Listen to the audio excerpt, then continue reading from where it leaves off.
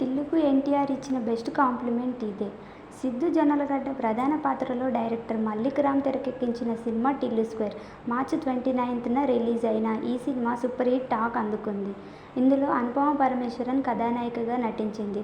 విడుదలైన 2 రోజుల్లోనే 45 కోట్లకు పైగా వసూలు రాబట్టి బాక్సాఫీస్ వద్ద దూసుకుపోతుంది. యూత్కు నాన్ స్టాప్ ఎంటర్టైన్మెంట్ అందిస్తున్న ఈ సినిమా భారీ విజయాన్ని అందుకోవడంతో ఇటీవల ఓ ఇంటర్వ్యూలో ఆసక్తికర విషయాలు చెప్పాడు సిద్దు.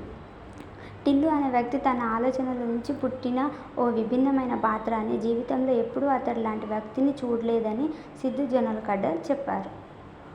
డీజే టిల్లును ఒక క్రైమ్ థ్రిల్లర్ మూవీగా తెరకెక్కించాలనుకున్నామని, ఊహించిన దానికన్నా ఆ పాత్ర పెరిగిందని, ఒక్క ఘటనకు రియాక్ట్ అవుతుంటాడని తెలిపాడు. అలాగే తన జీవితంలో ఎన్టీఆర్ ఇచ్చిన కాంప్లిమెంట్ ఎప్పటికీ మర్చిపోలేనని అన్నారు సిద్దు. గతంలో తారక్ ఓ ఇంటర్వ్యూలో మాట్లాడుతూ టిల్లుపై కామెంట్స్ చేశారు.